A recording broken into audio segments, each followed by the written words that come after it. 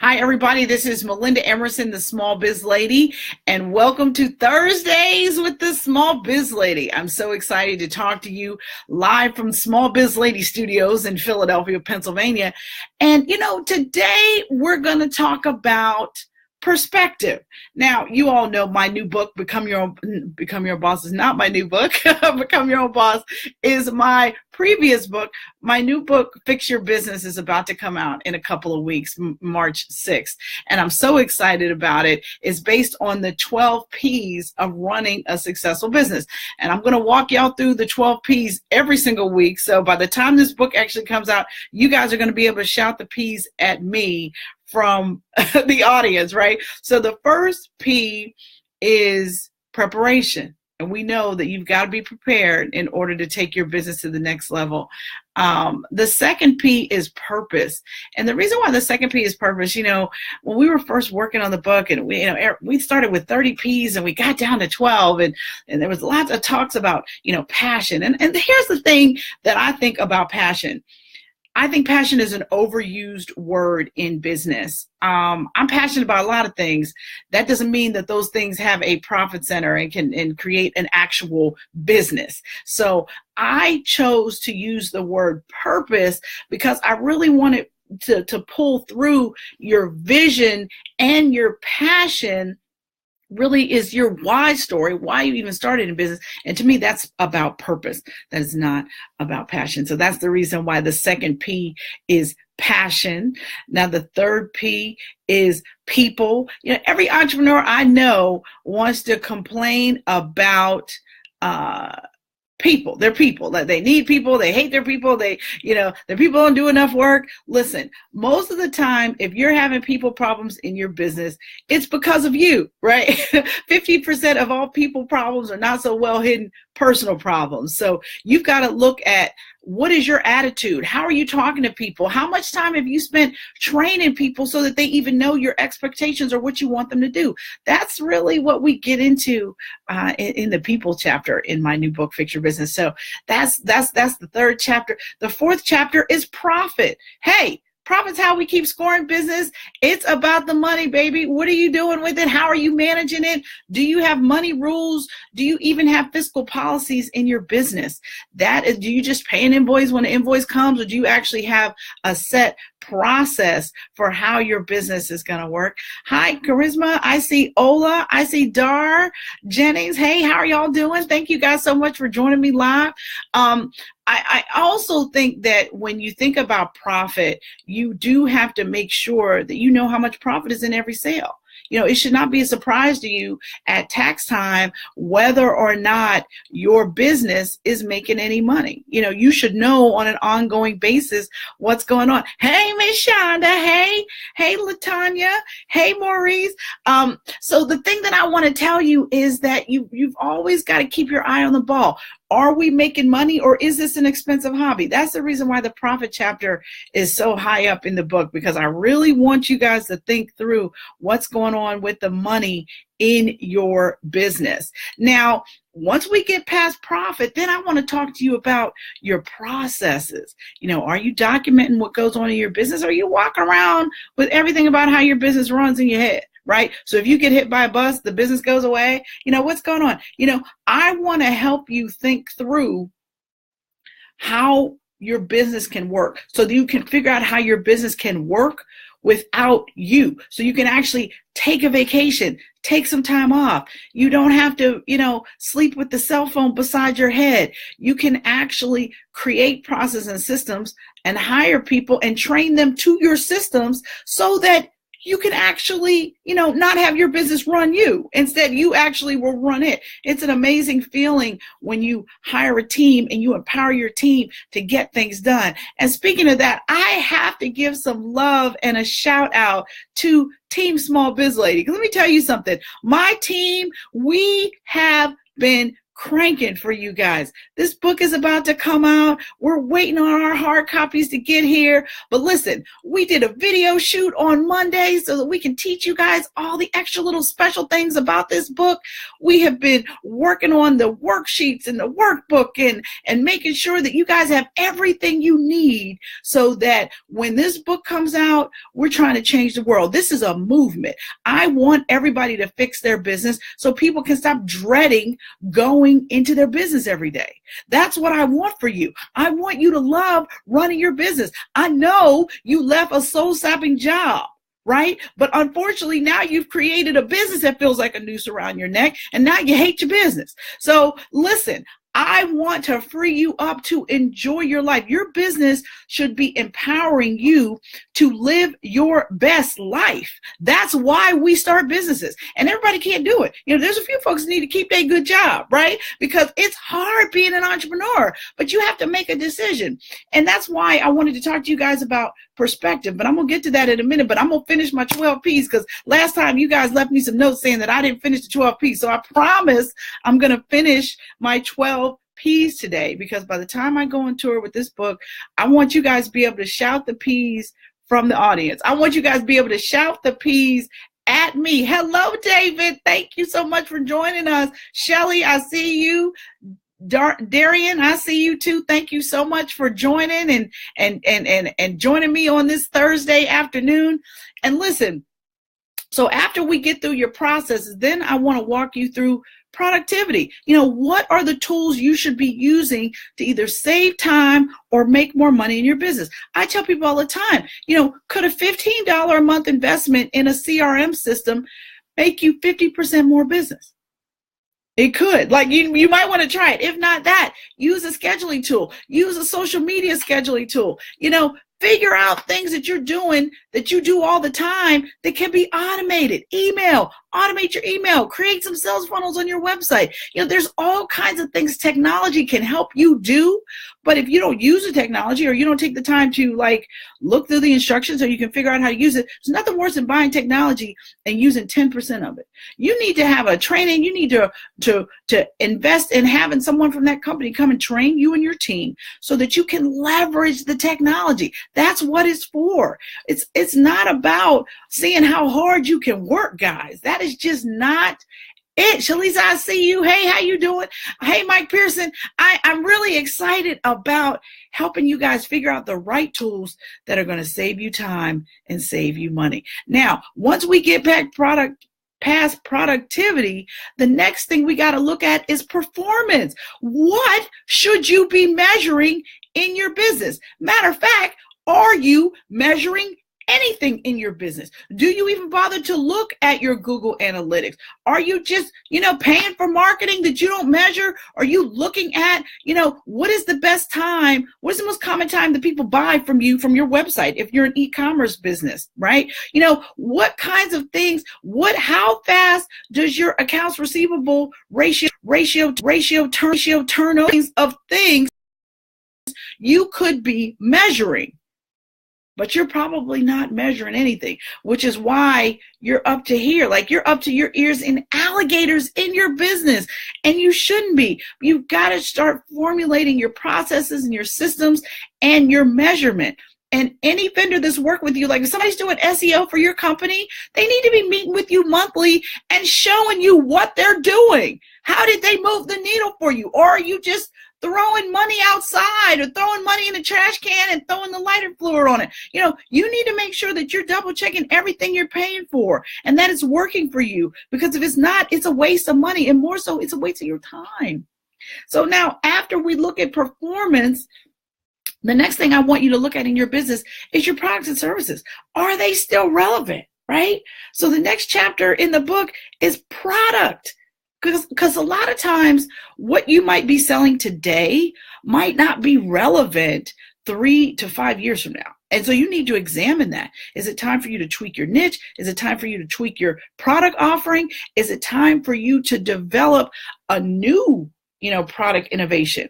That's the stuff you got to look at. If you keep doing the same thing you've always doing, you're going to look up one day at a competitor or some major innovation in technology is going to wipe your business away overnight. I mean, think about all the lawyers that used to incorporate people, right? You used to have to find a lawyer to incorporate your business. Nowadays, you can get on, corpnet.com, mycorporation.com, LegalZoom, and about 10, 20 minutes, you can incorporate yourself. I bet there's a lot of small business lawyers out here who did not anticipate that their skills were going to be made obsolete by technology. But that's just one example of a lot of things that are going on out here in the marketplace. And you need to make sure that what you sell isn't a Me Too product. Or is it, you're not resting on your laurels? When's the last time you invested in some innovation and energy, in your own business? Now, after we get you through the product chapter, the next thing we look at in my book, Fix Your Business, is prospects. Like, what are you doing to generate leads into your business? Are you using a CRM system? What is it? What is your follow-up? Do you have an organized sales process? Do you have a salesperson? Do you have an organized way that what are you working on versus what your salesperson's working on? Who's looking in the CRM? Who's following up on LinkedIn to find people, to find leads? What are you doing on your website to capture leads and nurture them? Do you have a sales funnel? Do you have multiple funnels? These are all of the things we kind of walk you through and help you think about in the prospects chapter. And then the next chapter after that is presence, really looking at your brand online and offline. I know a lot of times, I'm a social media diva. I know everybody's talking about social media all the time, but you got to look at what's going on with your business. Like, are you just selling stuff, or do you actually have a brand? Is it time for you to do a brand refresh? Right? There's all kinds of things you got to be thinking about. When's the last time you updated your business cards or your website? Like, what's going on with your brand? Because anybody can sell you something, but people that create brands are things that's how you add extra value to what you're selling, right? I am the small biz lady, and I have the small biz lady brand. There are tons of small business experts out here on the internet. There is only one small biz lady. And so you need to think about how you can create a brand for your business or rebrand yourself so that you can appeal to a larger group of people. I remember when Boston Market was just Boston Chicken, right? And then they decided, wow, we want to sell more stuff than chicken. We don't want to just be known for chicken. Then they became Boston Market, right? So you need to think about, is it time for you to widen what you're doing, what you say about your business so that it can appeal to a broader niche market, right? And then you got to look at what's going on online. And I know, guys, there's a lot of stuff going on out here online, but the number one thing you got to worry about is your website. Is your website good? Do you have broken links on your website? Does your website load slowly? How does your website look on a mobile device, right? These are things that are really, really, really important because we live in a mobile first world. We know that when people search on a mobile device for business, that 80% of the time is a search about intent. Those people are ready to buy. They're in their car, they're driving, they're looking for your place. So you got to make sure that everything about your business that they need, they can get in one touch. Is there a click to call button on your website? If you guys are out here and you're retailers, there's so many things you got to think about, but it all starts with your website. Because let me tell you something, guys, if your website sucks, you shouldn't even bother doing social media, because the whole point of doing social media is to drive that traffic back to your website. So if you do not have a good website that is ready for customers, because when people get to your website, there's three things they want to know. Who are you? What do you do? And what can you do for me? That's what they want to know. So you got to make sure that in 3 seconds, when people get to your website, that they know what the deal is. So that's what, so you got to make sure that your presence, your online presence and your offline presence is something of value, right? So once we get through the presence chapter, then I'm going to talk to you about planning, right? Because at the end of the day, you need a business plan. At the very least, you need a new strategic plan for your business, right? And you actually need to use it to run your business. Too many times, people will spend time writing a business plan and then treat it like a historical document, like it's over there on the shelf somewhere from back when they were trying to get a business loan. That's the last time they looked at the thing. You need to use your plan so that you can check your plan versus what's actually happening month by month in your business, right? You should be using your plan every month so that you can adjust, right? Because your business plan is nothing more than your hypothesis of what you think is going to happen out in the marketplace. Once you get some data, you can tweak some stuff. You can figure out what your average spend is from your customers. You can figure out the best time of year to pitch this. You need to understand how long it takes you to close business. What is your sales cycle, right? I mean, there's all kinds of things you need to understand, and your plan will help you think through all of these things in your business. Now, the last chapter in this book, Fix Your Business, is perseverance. And you know what? At the end of the day, guys, you got to be strong enough, long enough to win. But it all starts with your perspective, right? Your business really is a manifestation of your attitude and your energy. And so what I want you to think about today when you think about perspective is that your location where you sit right now doesn't have anything to do with your destination. Right? You can change all of these things by your attitude, by what you're reading, by who are the people you hang around. When is the last time you picked up the phone and talked to your mentor? Or do you even have a mentor? Have you even asked somebody to help you get to the next level in your business? You know, I'm really excited to be on this live today because one of my very first mentors, Mike Pearson, is actually on this live listening to me, you know, and he's somebody who's been in my life for 20 years. I've called him for advice for my business. And you need to have a kitchen cabinet of advisors, people around you that are, first of all, in your fan club. These are people who want you to win. But secondly, you need an existing entrepreneur, somebody who's been there, done that, got the t-shirt, who can advise you on some of these hard things that you might stumble with.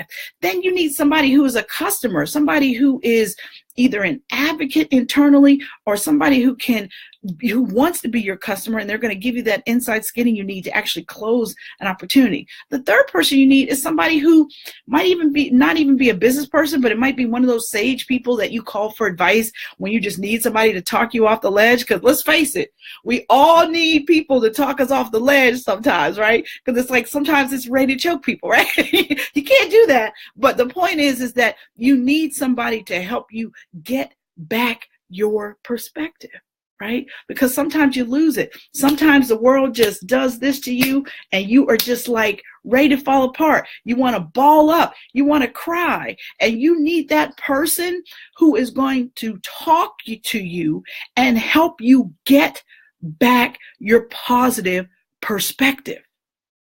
Now, perspective is not one of the 12 P's of running a successful business, but I really do think it's something important to talk about because sometimes we lose focus. We let people distract us. Situations distract us. Lack of cash flow will distract you off of what you got to do, but you cannot lose perspective. So you have to have these people around you to help you get your perspective back, right?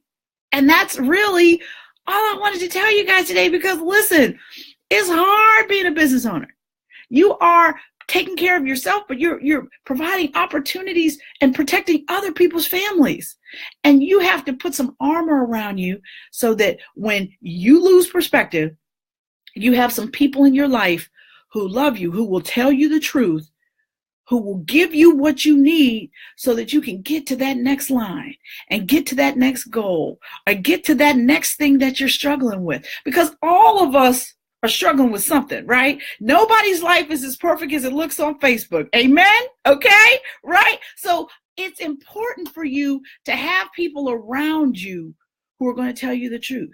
You know, and let me tell you more about your kitchen cabinet of advisors. You need to have a lawyer and a CPA in your kitchen cabinet too, right? So you've got your existing entrepreneur, a customer, potential customer, a mentor that might not be an industry person, but just might be somebody that you call for advice, and a lawyer and a CPA. And hopefully, if you have the opportunity to go to college, you know somebody who's a lawyer and a CPA who you can call. I mean, I'm very fortunate. I got a brother that's a CPA and a brother that's a lawyer, and even my mom is an accountant too. So I got all kind of people in my family to give me advice, although don't tell them I really don't like calling them for advice. But in any case, listen, I love you. I do this because I want you to win. I do this because I love entrepreneurs. We are the bravest people in the world. We got Wonder Woman and we got Black Panther, but look, we are the superheroes. Be clear. I'm going to give me a t-shirt. Y'all going to see it. Because I think I'm a superhero too. Well, listen, I'm Melinda Emerson. I am the Small Biz Lady, and I will see you next time.